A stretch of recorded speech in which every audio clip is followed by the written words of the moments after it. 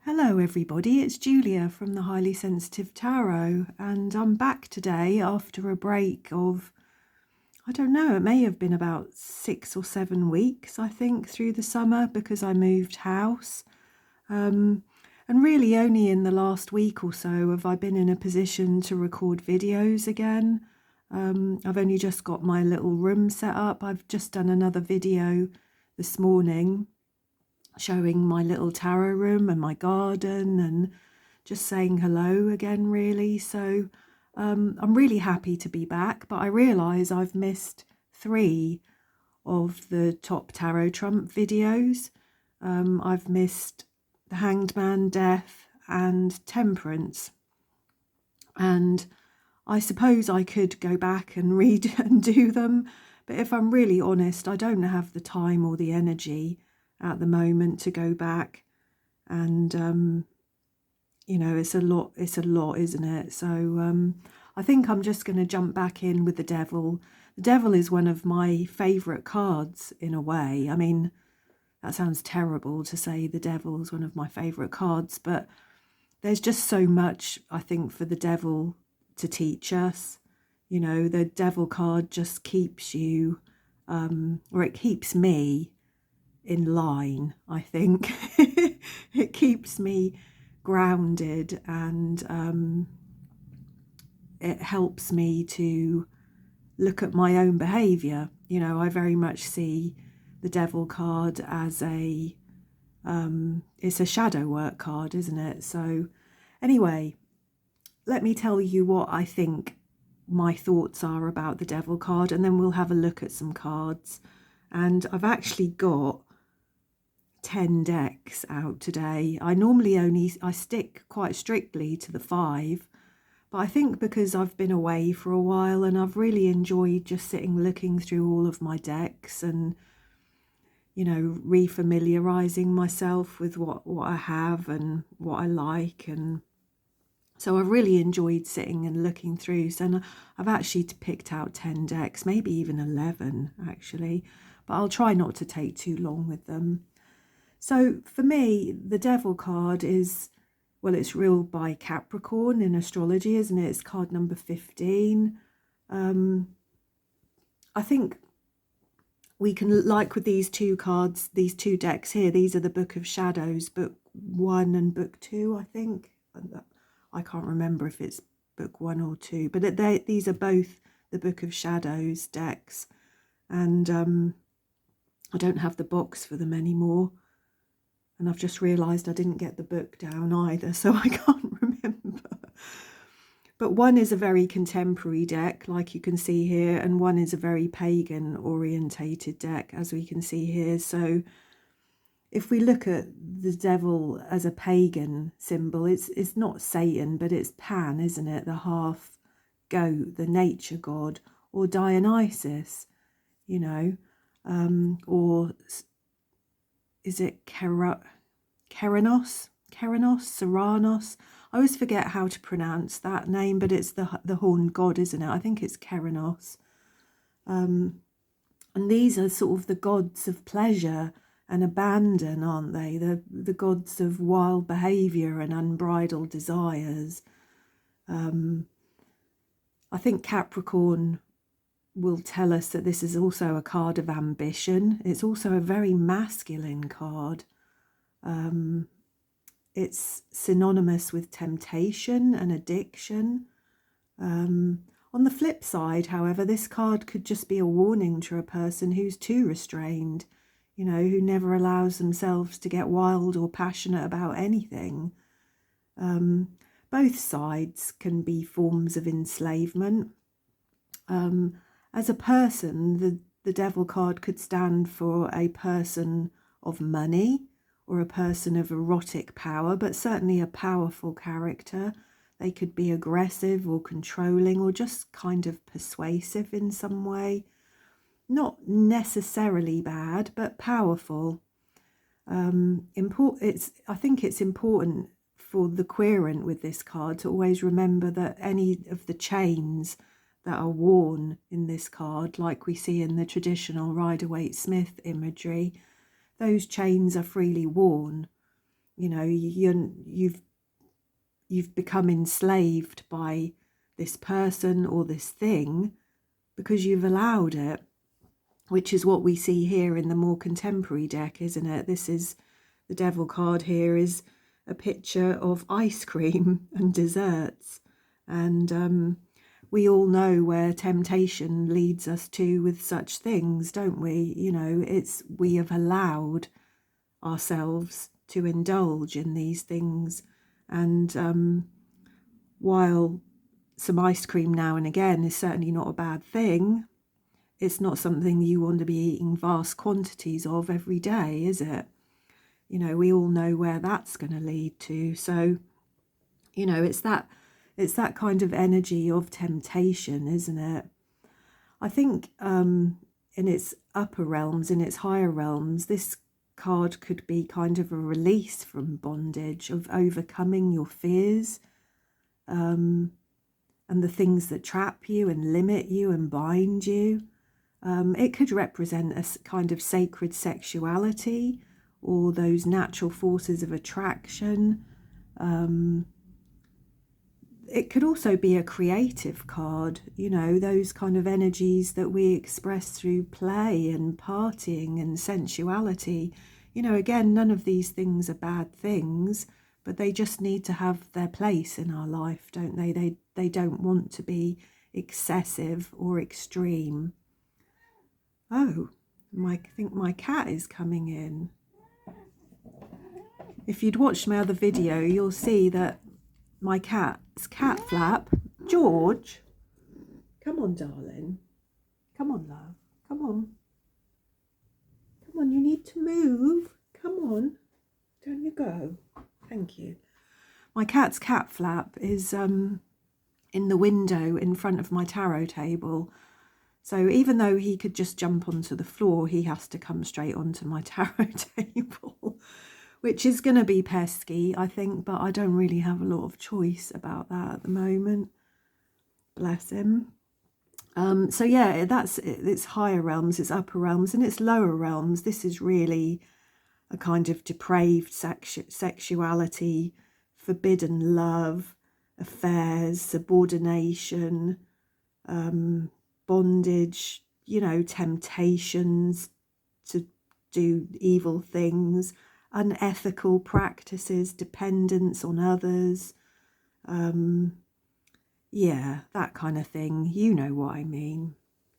So yeah, I just wanted to show you that, you know, for me, the Devil card represents these two sides. There's the very natural pagan based devil, which he's a nature god, and not, as I said, not necessarily a bad thing, but just something to my cat, but just something to keep within limits, you know, whereas this more contemporary deck speaks much more to our modern day world, doesn't it? And the things that we all struggle with, our temptations, our addictions, our codependencies, our ego, you know. It's a card of shadow work, isn't it? So yeah, so there's those two decks, and the other ones I shall just show you briefly, really, because I don't want to be here all day.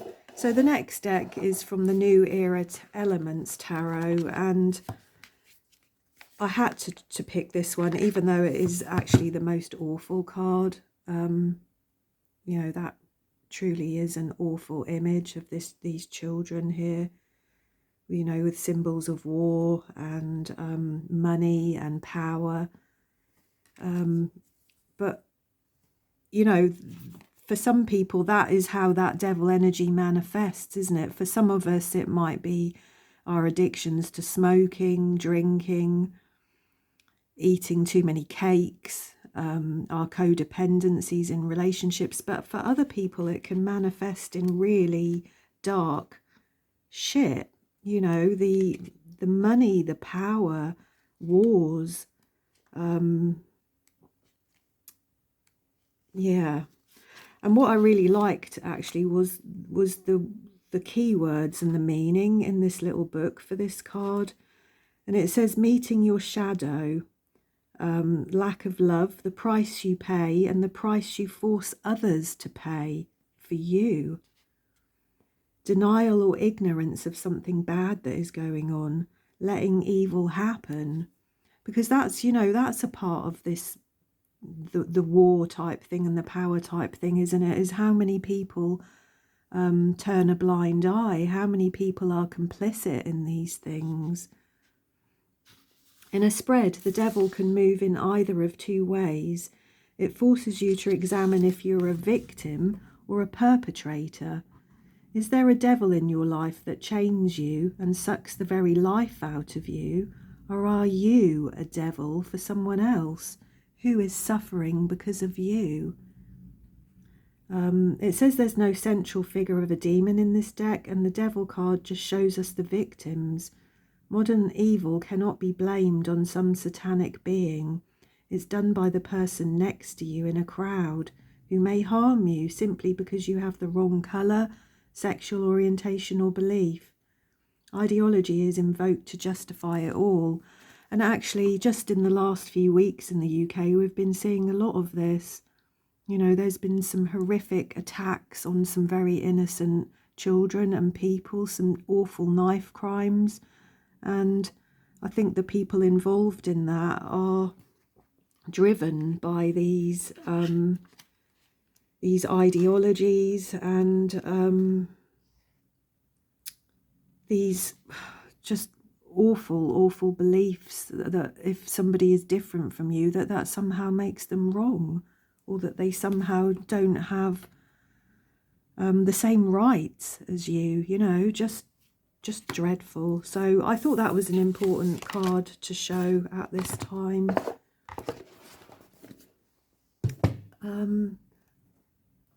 We'll go to one that's a little bit more light-hearted, I think, and that's the Touchstone Tarot, which is a deck I've acquired recently.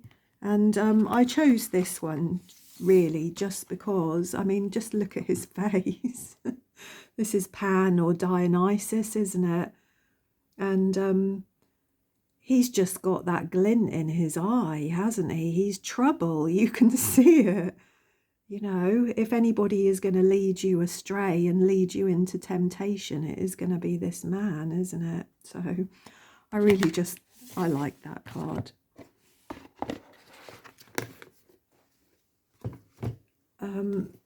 We also have another pagan-y type card here in the Druidcraft deck. And I like this actually because when I was looking through the book, it reminded me that, you know, the lovers in this card here are the lovers from the Lovers card. And I liked what the book had to say about that. So I shall just read you that as well. So this is Karanos. Kananos? I can't, do you know, I just cannot pronounce that name. Kananos, I can't, I'm rubbish, aren't I? So it says a call to awaken to responsibility.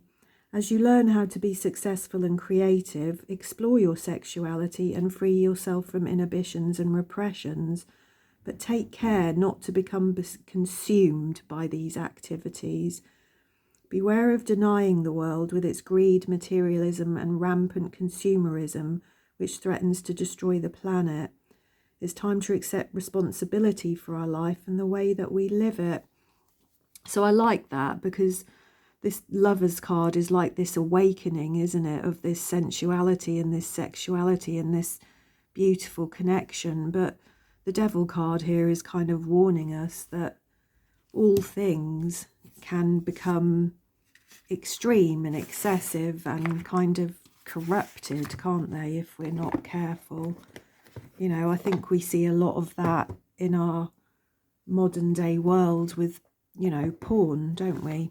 You know, which I'm not a big fan of, but many people these days are. the next deck I've got here is the Sasurbaito Tarot, which I don't get out very often because it's really not one of my favourite decks. And I am afraid that I purchased a knockoff deck years ago. I'm really not sure whether I did or not. But anyway, again, I just like this card because it, to me, represents that allure, if I said that right, allure, that temptation of the Devil card, like I showed you in the Touchstone Tarot. There is something attractive, isn't there, about devil energy sometimes. It's something that, you know, we all, for various reasons, want to give into, whether it's a gorgeous dark-eyed man, or a chocolate cake, or a cigarette, or, you know, whatever your thing is.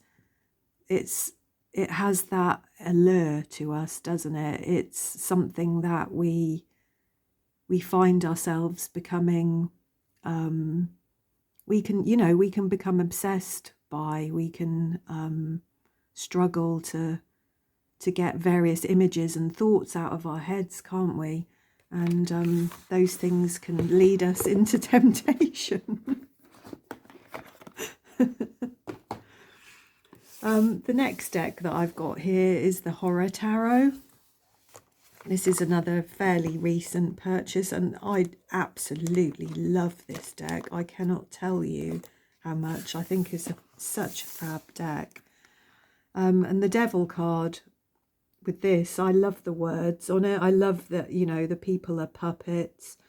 And it says, sex, obsession, addiction, enslavement, all the things that make life worth living. It says it's the 15th card. The vampirism of the devil forces you to give in to your darkest impulses, which then bind you to his will. So, again, I just love that. I think that's a brilliant card. The next card I've got here is from the Wee Moon Tarot, which, again, is a fairly recent purchase. I think I bought this just before I moved house, so I've been edging it as well, actually, which I'm quite pleased with. But I just like this. This is a very, very contemporary image of devil energy, isn't it? That entrapment that we all suffer from, really, these days, of our phones.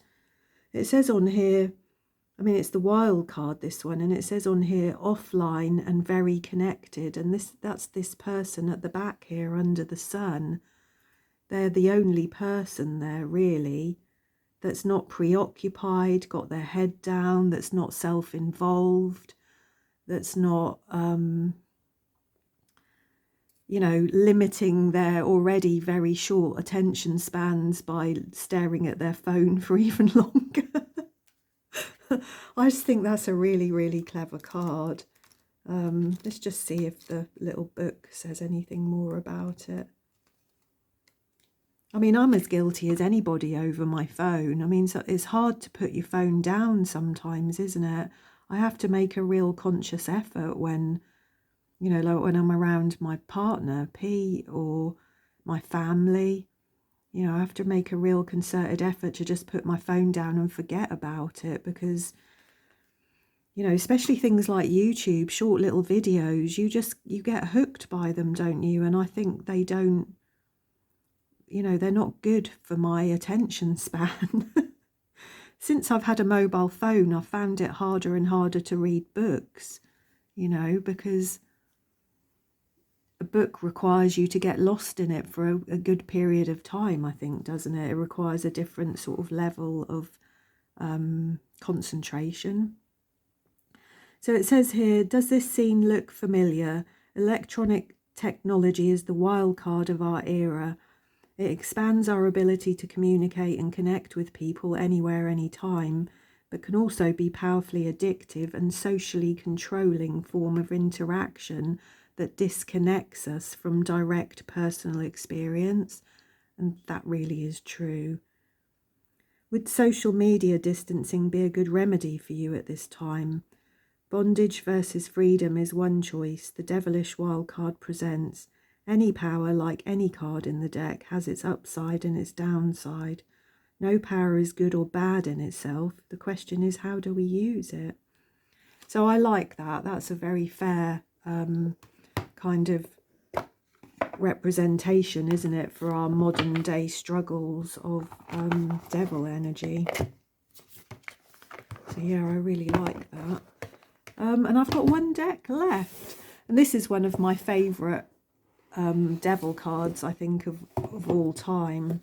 I've had this deck a long time, the Zombie Tarot, and I like most of the cards in this deck, certainly the majors.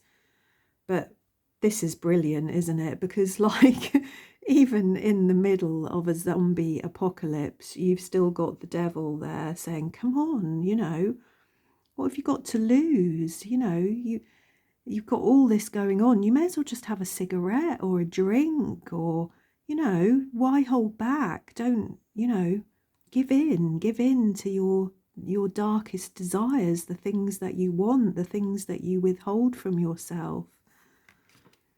I just think that's brilliant. Let's see what it says in the book.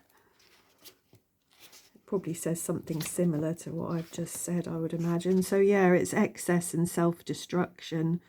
In a world turned upside down, no one will blame you for indulging in a couple of vices. In fact, that's exactly what the devil wants you to do. Why bother to restore law and order when you can unwind with a few smokes?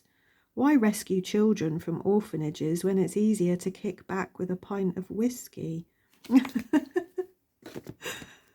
And see, I think these days, you know, that rings true for me in so many things, because I think these days we have so many temptations, so many distractions, and so many things that take us away from that personal connectiveness that we have with other people, and that responsibility that we feel for other people, that you know, it's no wonder the world is in trouble in so many ways, is it? It's no wonder. So yeah, there's my cards. I think there was about 10 of them, and oh, actually I've got one more. I have got one more. There we go. The Ferenc Pinter Tarot. This is such a cool deck. Again, this is a recent acquisition. I bought it secondhand, which is fab. But I really, really like this devil card here, just because that horned devil there, that hand signal, we see that all over the place these days, don't we? You know, the rich and famous, you know, so often you'll see people on YouTube do that hand signal. People that don't really know what it means, people that think that it's funny, people that are just showing off. I take that hand signal, that horned God type thing, the devil hand there with the horns. I don't like that. That's not something that I would ever use. But yeah, I think that's quite a powerful, isn't it? Look, even on this card here, you can see he's got really long, sharp fingernails. He's kind of burst out of the mountain there. It's an awful image, actually. But yeah, I just think that's another thing that's part of this world that people play with, and they don't quite understand the significance of what they're doing. So yeah, I don't think I'll get all of these decks back under the camera again, but and really I probably should have just kept all the cards out that I've used, shouldn't I? But there we go, I forgot. Anyway, this video's been a little bit longer than my usual ones, as I've shown you more cards, but I hope that you enjoyed it. It's such an interesting card, the Devil, and I think that's a very important card to keep us on track, to keep us held accountable and responsible for our own behaviour. So I shall look forward to watching other people's devil cards. Much love to you all, and I'll see you all soon.